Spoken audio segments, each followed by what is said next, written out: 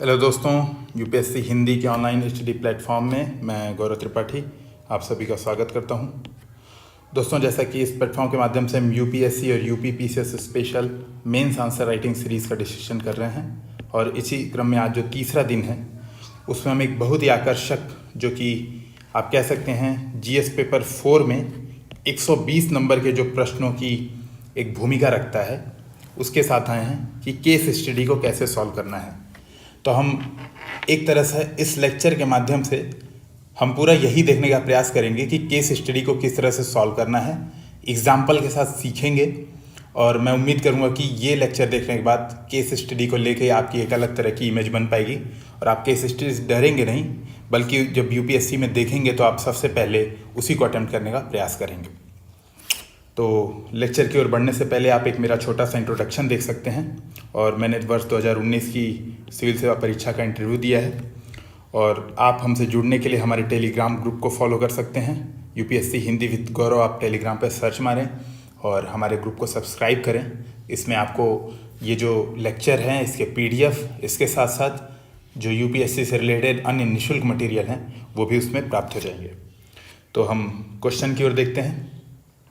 सबसे पहले मैं कुछ टिप्स दे देता हूं कि केस स्टडी को आपको कैसे सॉल्व करना है। देखिए, सिविल सेवा परीक्षा में 6 प्रश्न आते हैं केस स्टडी के और 20-20 मार्क्स के होते हैं, यानी 120 मार्क्स के केस स्टडी पूछे जाते हैं।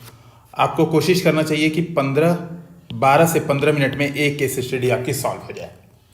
और आप देखेंगे, अगर केस स्टडी के विभिन्न टेस्ट सीरीज़ के मॉडल आंसर देखेंगे, चीज़ों को देखेंगे, टॉपर्स की आंसर कॉपी देखेंगे, तो आपको पता चलेगा कि अलग अलग तरीके होते हैं केस स्टडी को सॉल्व करने के। और हम एक स्टेप्स बनाते हैं, हम एक मॉडल बनाते हैं, दिमाग में एक संरचना बनाते हैं कि कैसी भी केस स्टडी आए तो हम इस तरीके से उस केस स्टडी को सॉल्व करेंगे। तो हम प्रश्न के माध्यम से सीखते हैं। प्रश्न है, आप वामपंथी उग्रवाद से प्रभावित एक जिले में जिला मजिस्ट्रेट के रूप में पदस्थापित हैं। अतीत में यह जिला नक्सलियों द्वारा हिंसा की कई घटनाओं का साक्षी रहा है। यह देखा गया है कि चुनाव के निकट आने पर हिंसा की घटनाएं बढ़ जाती हैं। एक रिटर्निंग ऑफिसर के रूप में आप चुनाव के सुचारू संचालन के लिए उत्तरदायी हैं। चुनाव की घोषणा के शीघ्र बाद नक्सलियों ने चुनाव के बहिष्कार का आह्वान किया है और लोगों को मतदान से दूर रहने की धमकी दे रहे हैं। जिले के लोग अपने मताधिकार का प्रयोग करने के लिए उत्सुक हैं, लेकिन हिंसा द्वारा रोड़े अटकाए जाने से भयाक्रांत हैं। इसके अतिरिक्त अपने जीवन के लिए खतरा, कम अपेक्षित मतदान के कारण अन्य निर्वाचित अधिकारी भी इस क्षेत्र में जाने के लिए अनिच्छुक हैं। तो ये आपको एक केस स्टडी दी हुई है कि आप ऐसा वहाँ पे स्थिति है, ऐसी परिस्थितियाँ हैं, आपको केस स्टडी दी है। उसके बाद कुछ प्रश्नों को पूछा गया है। बोला गया है, पहला प्रश्न, सिविल सेवा के उन मूल्यों की पहचान कीजिए जो इस तरह की प्रतिकूलताओं में भी कार्य करने हेतु महत्वपूर्ण है। तो पहला प्रश्न ये। पार्ट बी, ऐसी स्थिति में स्वतंत्र और निष्पक्ष चुनाव का संचालन सुनिश्चित करने हेतु एक कार्य योजना का सुझाव दीजिए। तो पार्ट बी आपका है कि आपको एक कार्य योजना का सुझाव देना है। और देखिए दोस्तों, जो एक महत्वपूर्ण बात यह है कि कहा जाता है कि 250 शब्दों में केस स्टडी आपको सॉल्व करनी है, लेकिन यूपीएससी में लिखा होने के बावजूद आपको पता होगा कि एग्जामिनर के पास इतना टाइम नहीं है कि वो आपके वर्ड्स को गिन पाए।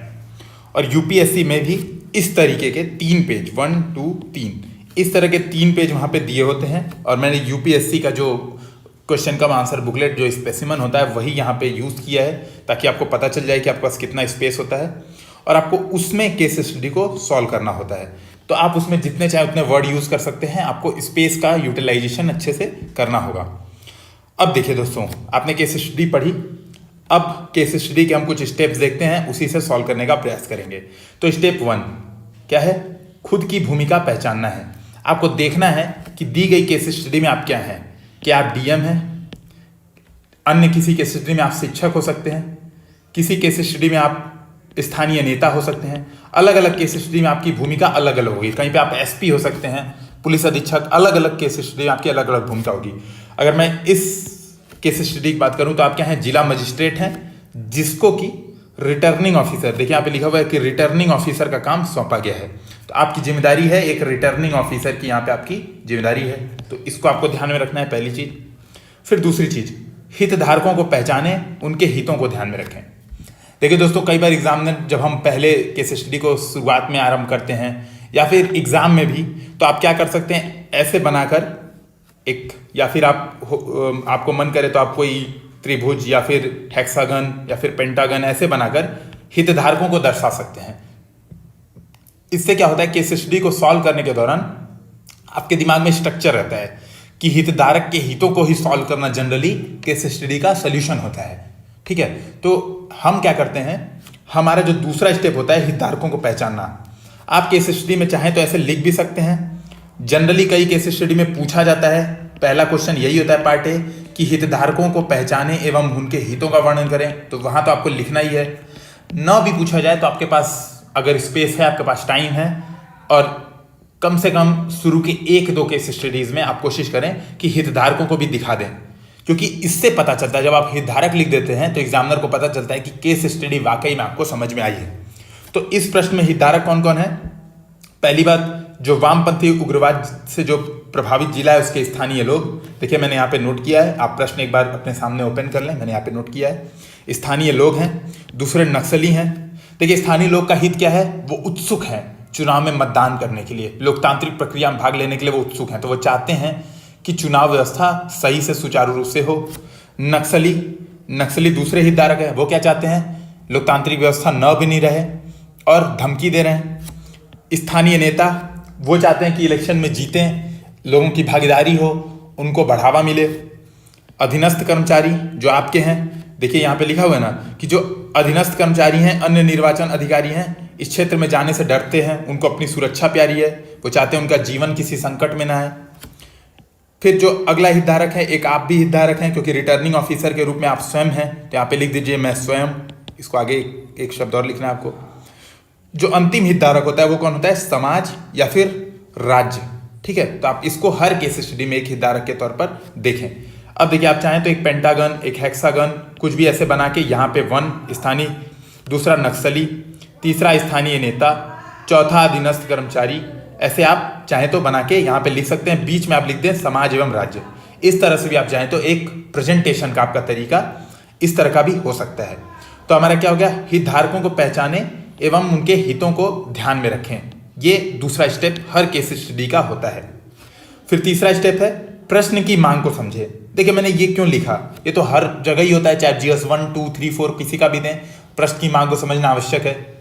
मेरे कहने का तात्पर्य यह है यहाँ पर कि आप प्रश्न को पहले पढ़ें कि पूछा आपसे क्या है।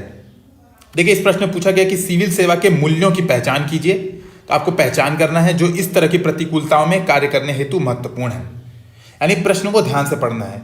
क्योंकि कई बार हम क्या करते हैं, बिना मतलब के ऐसे हितधारक बनाना चालू कर देते हैं, इसके अलावा कुछ ऐसे कंटेंट लिखना चालू कर देते हैं जो कि आवश्यक नहीं होता है। और आप विभिन्न मॉडल आंसर्स में अगर देखेंगे तो आपको वहाँ पे दिया होगा, जैसे हित संघर्ष हो सकता है, यहाँ पे नैतिक दुविधाएं दे दी हों अपने मन से। कई लोग क्या करते हैं, आंसर में ये भी सब डालना पसंद करते हैं। लेकिन मेरा सजेशन आपसे यही रहेगा कि आपके पास न तो इतना टाइम होता है, न ही कॉपी में इतनी स्पेस होती है कि आप नैतिक दुविधाएं, नैतिक द्वंद्व ये सब लिखना चालू करेंगे। तो जब तक प्रश्न में पूछा ना हो, ऐसे कुछ छेड़छाड़ से आपको बचने चाहिए। तो प्रश्न की मांग को आपको समझना है, ये तीसरा स्टेप होगा। चौथा स्टेप, लोक सेवा के मूल्यों को ध्यान में रखें। देखिए ये क्यों लिखा, क्योंकि जब आप सिलेबस उठाएंगे पेपर 4 का तो आप देखेंगे लोक सेवा के ढेर सारे मूल्य दिया है, जैसे कर्तव्यनिष्ठा, जवाबदेही, करुणा, समानुभूति, ये सब आपको लोक सेवा के ढेर सारे मूल्य दिए होते हैं। उन मूल्यों को आपको एकदम रटना याद होना चाहिए, आपको एकदम दिमाग पे टिप्स पे रटे होने चाहिए। क्यों? क्योंकि जब आप आंसर लिखेंगे तो जगह जगह उन मूल्यों को डालेंगे, उन मूल्यों को आंसरों में पुट करेंगे, ताकि जो एग्जामिनर है वो उन मूल्यों को देख सके। वो चाहता है कि आपके अंदर सिविल सेवा के पूरे मूल्य, इम्पार्शियलिटी, वस्तुनिष्ठता, सारी चीज़ें आपके अंदर भरी हों। तो आपको लोक सेवा के मूल्यों को ध्यान में रखते हुए आंसर लिखना है, कभी भी मूल्यों से भटकना नहीं है, क्योंकि आप एक सिविल सर्वेंट बनने जा रहे हैं। फिर जो पांचवा और इंपॉर्टेंट चीज़, आपको एक निष्कर्ष भी देना है। ठीक है, और निष्कर्ष जनरली हमारा क्या रहता है, आप चाहें तो एक लाइन में सेट कर सकते हैं। आपको यही बताना है कि जो मैंने काम किया, जो मैंने अपना अभी कर्तव्य दिखाया, जो मैंने अभी स्टेप्स लिए, उससे क्या होता है, लोक सेवा के जितने मूल्य हैं, कुछ 2-4 आपको मूल्यों के नाम लिखने हैं। ठीक है, और आपको बताना है कि लोक सेवा के जो मूल्य हैं, इससे पालन हो रहा है या फिर I upheld the values of civil services. आपको ऐसा करके एक निष्कर्ष लिखना है। तो आपने प्रश्न पढ़ा होगा और ये स्टेप्स आपको ध्यान में रखे होंगे। अब हम एक बार यही स्टेप्स देखते जाते हैं, कैसे हमने सॉल्व किया है प्रश्न में देखते जाते हैं। तो देखिए इंट्रोडक्शन मैंने क्या लिखा, जस्ट 2-3 लाइन का इंट्रोडक्शन लिख दिया, जिससे एक फ्लो बना रहे, अचानक से ब्रेक ना आए। इंट्रोडक्शन लिखना इससे जरूरी होता है। आप चाहें तो आप ऐसे सीधे लिख सकते हैं। देखिए प्रश्न में पार्ट ए पूछा है, सिविल सेवा के उन मूल्यों की पहचान कीजिए जो इस तरह की प्रतिकूलताओं में कार्य करने हेतु महत्वपूर्ण है। आप चाहें तो सीधे यहाँ पे पार्ट ए डाल के और आंसर शुरू कर सकते हैं, महत्वपूर्ण आवश्यक सिविल सेवा के मूल्य। लेकिन जस्ट जो रीडर है, जो एग्जामिनर है, उसको एक फ्लो बना रहे, उसको बार बार केस स्टडी ओपन करके पढ़ने की आवश्यकता न रहे, आप चाहें तो 2-3 लाइन में इंट्रोडक्शन लिख सकते हैं। जैसे मैंने यहाँ पे लिखा, उपरोक्त केस स्टडी भारत में विद्यमान नक्सली समस्या का एक उपयुक्त वर्णन करती है जो लोकतंत्र में आवश्यक जन भागीदारी एवं क्षेत्रीय सर्वांगीण विकास दोनों को प्रभावित करती है। मैंने बताया जो नक्सली समस्या है वह लोकतांत्रिक व्यवस्था में एक बड़ी समस्या बन के उभरी है। मैंने ऐसा एक इंट्रोडक्शन छोटा दे दिया, इससे क्या होगा, फ्लो बना रहेगा। अब पार्ट ए, आपको क्या बताना है, कार्य करने हेतु आवश्यक सिविल सेवा के मूल्य। मैंने उसको हेडिंग डाल दी, मैंने सीधे एक हेडिंग में ही बना दिया ताकि एग्जामिनर को भी कोई प्रॉब्लम ना हो। उसके बाद मूल्य चालू करना है आपको लिखते हुए। अब देखिए लिखा है, प्रश्न में क्या पूछा है, प्रश्न आप पढ़ेंगे तो प्रश्न में पूछा है मूल्यों की पहचान कीजिए। ठीक है, आपको मूल्यों की पहचान करना है, बताना है कि ये मूल्य, और थोड़ा सा लॉजिक देना है कि ये मूल्य क्यों। तो मैंने वही कहा कि सिविल सेवा के मूल्यों को रटें, उसमें आपको लगे कि यहाँ पे ये मूल्य आवश्यक है तो उसको यहाँ पे डाल के एक लाइन में लॉजिक दे दें। तो देखिए मैंने वही किया है। पहला मूल्य है नेतृत्व। देखिए एक बार क्वेश्चन यहाँ पे समझिए, आपको क्या करना है, मैंने ये बताया था सेकेंड स्टेप, हितधारकों को पहचानना है, उनके हितों को ध्यान में रखना है। हितधारक ये सब थे। अभी मैं आपको एक शॉर्टकट बता रहा हूँ जिससे आपको आसान हो जाएगा किस तरह से आप मूल्यों को लिख पाएंगे, मैं वो स्टेप्स बता रहा हूँ। ठीक है, आपको क्या रखना है दिमाग में, हितधारक ये लोग हैं। ठीक है, आपको ये करना है कि हितधारकों के हितों में टकराव ना हो पाए। जो हितधारक राज्य के खिलाफ है उसके हितों को अधिक से अधिक बाधा पहुंचे। आपका यही तो काम है एज ए सिविल सर्वेंट। तो आपको दिमाग में इन हितधारकों को रखना है जिससे इन हितधारकों के हितों की पूर्ति हो जाए, चेक एंड बैलेंस बन जाए। अब आप सोचिए कि वो काम करने के लिए मेरे अंदर कौन से मूल्य होने चाहिए, वो सोचिए तो आपका आंसर निकल जाएगा। फॉर एग्जाम्पल एक हितधारक कौन था, ये था, देखिए अधीनस्थ कर्मचारी चौथे हितधारक है ना, जो लोग जाएंगे वहां पे इलेक्शन करने।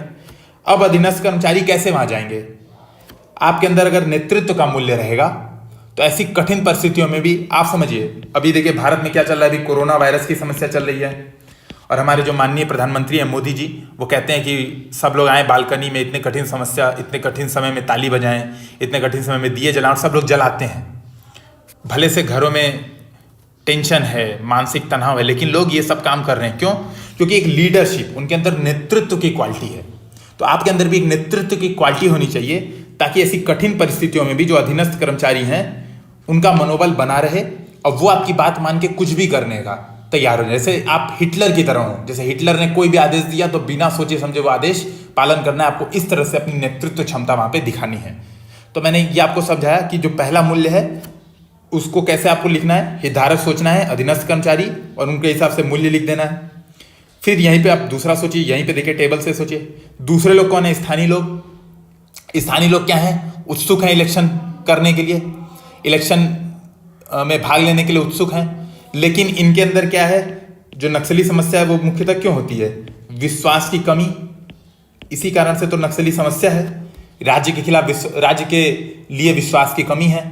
आपको क्या करना है, विश्वास बढ़ाना है। तो आपके अंदर क्या मूल्य होना चाहिए, देखिए यहाँ पे करुणा, सेवा भाव एवं समानुभूति, ये आप चाहें तो दूसरे नंबर पे लिख दें। ऐसा मूल्य होना चाहिए जिससे स्थानीय लोग सिविल सेवकों पर विश्वास कर सकें। तो आपके अंदर ये मूल्य होना चाहिए। इसी तरह से आप अलग अलग हितधारकों को देखें और मूल्य लिख दें। अब जैसे देखिए, एक हितधारक आप स्वयं भी हैं, और आपका जो हित है वो क्या है, आप अपने सिविल सेवा के लक्ष्यों की पूर्ति कर सकें। और ऐसी कठिन परिस्थितियों में जहां पे जान जाने का संकट है तो आपके अंदर उसमें कौन सा मूल्य होना चाहिए, साहस, ताकि आप निडर रह सकें और नक्सलियों से मुकाबला कर सकें। इसके अलावा प्रतिबद्धता, मतलब कुछ भी हो जाए आप लक्ष्योन्मुखी होकर कार्यशील बने रहेंगे और कार्य करेंगे। तो मैंने वही लिखा, साहस एवं प्रतिबद्धता जो सिविल सेवक को बिना डरे लक्ष्योन्मुखी होकर कार्यशील बनाए रखता है। फिर चौथा लिखूंगा वस्तुनिष्ठता, ताकि स्थिति का उचित मूल्यांकन करते हुए निर्णय प्रक्रिया हो सके। देखिए, कोई भी सिविल सेवक होता है उसके अंदर वस्तुनिष्ठता का मूल्य अति आवश्यक है, क्योंकि वस्तुनिष्ठता क्या होती है, आपको तथ्यों के आधार पर निर्णय लेने में मदद करती है। मतलब आपके पास रिसोर्सेज सीमित हैं, आपके पास कर्मचारी सीमित हैं, आपको पता होना चाहिए कि कौन से कर्मचारी को कहाँ पे अलोकेट करें। आपको डिसीजन मेकिंग पता होना चाहिए कि भाई यहाँ पे बहुत खतरा है, वाकई में ऐसी जगह इलेक्शन सुबह 10 बजे से 2 बजे तक ही कराया जाए। आपके दिमाग में अगर मूवी देखी हो, न्यूटन, राजकुमार राव की एक प्रसिद्ध मूवी है जो कि बेसिकली यही केस स्टडी वो दर्शाती है। अगर आप वो देखेंगे तो आपके दिमाग में एक पूरा खाका खिंच जाएगा। तो आपको निर्णय प्रक्रिया ऑब्जेक्टिविटी से करनी है, ये आपको दिमाग में रखना चाहिए। फिर जो आपके अंदर 5वां मूल्य होना चाहिए वो क्या होना चाहिए, कानून व्यवस्था के प्रति सम्मान। और एक सिविल सेवा का प्रमुख उद्देश्य क्या होता है कि कानून व्यवस्था की शीघ्र स्थापना हो जाए।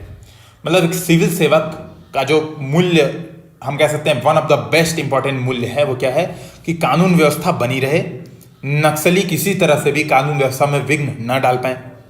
तो आपने ये 4-5 मूल्य बताए, हो सकता है आपको और ढेर सारे मूल्य दिमाग में आ रहे हों, तो आप चाहें तो लिख सकते हैं, लेकिन फिर मैंने वही कहा कि आपके पास समय और स्पेस दोनों ही सीमित है। आपको जितने आए, आपको बहुत अधिक सोचने का समय नहीं है। वहाँ पे आपको टिप्स पे कुछ मूल्य रटे हैं, वहाँ पे लिख के आपने लॉजिक से 1-2 बता दिए। और मैंने इसीलिए आपका समय बचे, इसीलिए मैंने क्या किया, हितधारक लिखे और क्या किया, हर हितधारक के लिए 1-1 मूल्य। कि जैसे नक्सलियों के लिए मैंने क्या मूल्य लिखा कि कानून एवं व्यवस्था बनी रहे, वे ऐसा काम करो, मतलब हमें क्या करना है, अपने कानून व्यवस्था बनाए रखना है। तो मैंने 1-1 हितधारक के लिए 1-1 मूल्य उठा के रख दिया। ठीक है, आप भी ऐसा कुछ एक स्टेप बना सकते हैं जिससे आप आंसर लिख पाए। अब पार्ट बी पे जाना है। पार्ट बी क्या पूछ रहा है, ऐसी स्थिति में स्वतंत्र और निष्पक्ष चुनाव का संचालन सुनिश्चित करने हेतु एक कार्य योजना का सुझाव दीजिए। आपको एक कार्य योजना बनानी है, स्वतंत्र एवं निष्पक्ष चुनाव हो सके। अब देखिए, अब हमारी कार्य योजना क्या होगी, कैसे सोचेंगे कार्य योजना कैसी होनी चाहिए। फिर आपको दिमाग में रखना है ये सारे हितधारक, और आपको क्या करना है, सभी हितधारकों के लिए 1-1 कार्य योजना बनाते जानी है कि हर हितधारक के हितों की पूर्ति हो जाए। अब देखिए, समझिए, फॉर एग्जाम्पल नक्सली एक हितधारक हैं, इनका काम है विघ्न डालना। आपको इनको विघ्न डालने से रोकना है, तो आपको क्या करना होगा, सुरक्षा व्यवस्था बढ़ानी होगी।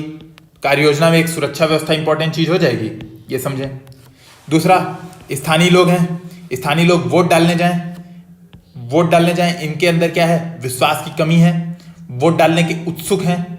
तो आपको क्या करना होगा, कुछ ऐसी परियोजनाएं, जैसे मैंने अभी आंसर में लिखा है, आप देखेंगे, कुछ ऐसे प्रोजेक्ट चलाने होंगे, मतदाता जागरूकता बढ़ानी होगी, आपको इस प्रकार के कार्य करने होंगे। उन लोगों को भरोसा दिलाना होगा कि आपकी सुरक्षा पे कोई संकट नहीं होगा और आप वोट देने आ सकते हैं। स्थानीय नेता ये एक हितधारक हैं, इनके लिए आपको क्या करना होगा, इनके साथ सहयोग करना होगा ताकि ये लोगों को अधिक से अधिक आकर्षित कर पाएं। इनका जो इलेक्शन कैंपेनिंग है वो सही से हो पाए, उसमें कोई दुर्घटना ना हो जाए इलेक्शन कैंपेनिंग में, तो आपको वो सब भी ध्यान में रखना होगा।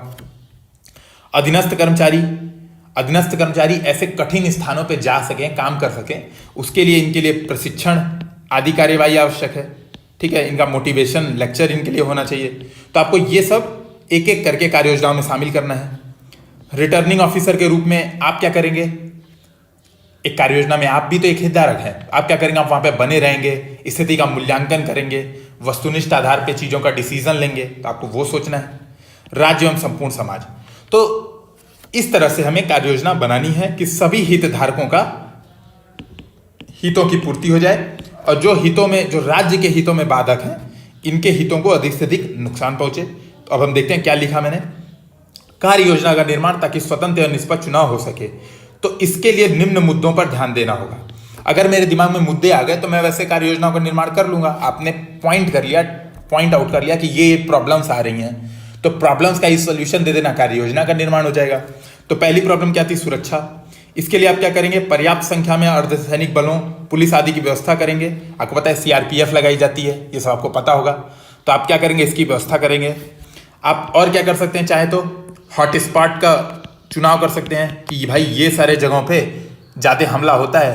पिछले आंकड़ों का आप एनालिसिस कर सकते हैं कि पिछले साल जब इलेक्शन पिछली बार हुआ था तो यहाँ अटैक हुआ था, अब की भाई देखना है कि ऐसी जगह पे वापस अटैक ना हो पाए, तो वहाँ पे स्पेशल अरेंजमेंट कुछ करना है। ठीक है, एम्बुलेंस की व्यवस्था करा देनी है, ड्रोन, हेलीकॉप्टर, तो कुछ आप ऐसे लिख देंगे। ठीक है, तो सुरक्षा व्यवस्था बना दीजिए। दूसरा है प्रशिक्षण।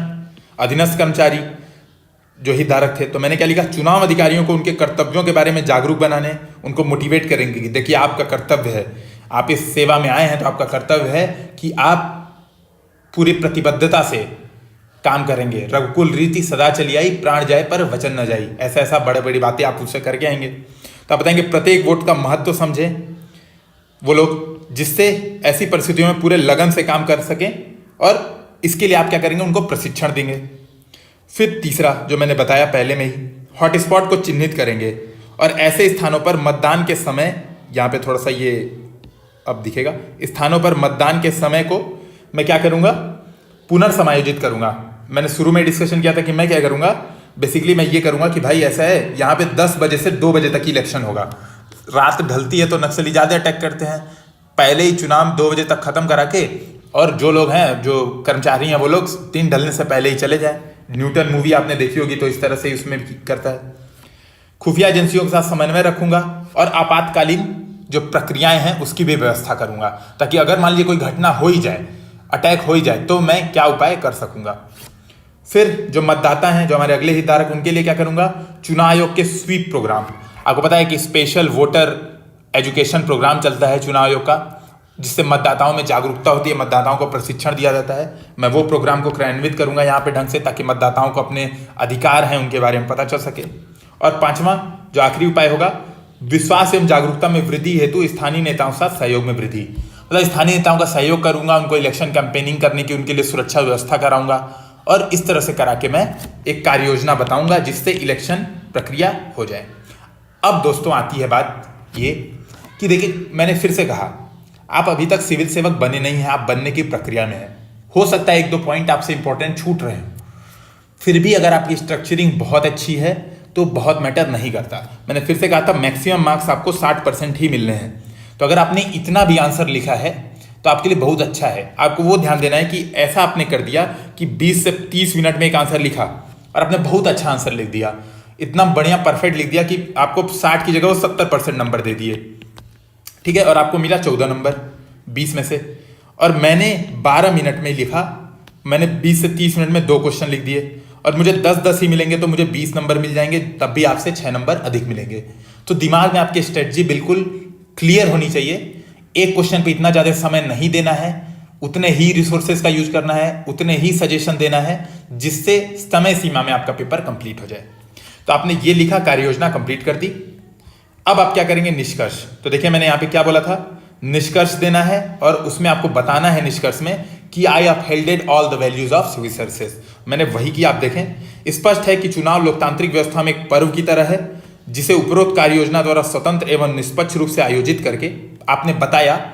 अपनी जो निष्कर्ष है कि उपरोक्त कार्य योजना मैंने बनाई है तो बेस्ट है। उपरोक्त कार्य योजना द्वारा स्वतंत्र एवं निष्पक्ष रूप से आयोजित करके मैं एक सिविल सेवक के रूप में साहस, लगन, कर्तव्य निष्ठा, चाहे तो आप वस्तुनिष्ठा, समानुभूति, 1-2 और डाल दें, आदि सिविल सेवा के मूल्यों को प्रदर्शित करूंगा। तो आपने बताया कि देखिए मैंने उपरोक्त कार्य योजना बनाई है, बढ़िया है, उससे चुनाव निष्पक्ष एवं स्वतंत्र रूप से हो जाएगा, और जब हो जाएगा तो मैं क्या करूंगा, इन वैल्यूज को अपहेल्ड करूंगा। तो इस प्रकार से आपका आंसर पूरी तरह से कंप्लीट हो जाएगा। तो दोस्तों उम्मीद है कि आपको ये वीडियोस पसंद आए हों। कृपया इसे अधिक से अधिक सब्सक्राइब करें, शेयर करने की कोशिश करें, अधिक से अधिक लोगों तक इसको पहुंचाएं। नीचे कमेंट सेक्शन में बताएं कि आपको क्या समस्याएं होती हैं, आप किस तरह की और वीडियोस की डिमांड करते हैं। और दोस्तों जितने अधिक व्यूज़ होंगे, जितने अधिक आप लोग का इस पे प्यार मिलेगा, उतना ही हम और अधिक से अधिक आकर्षक वीडियो बनाने का प्रयास करेंगे। धन्यवाद।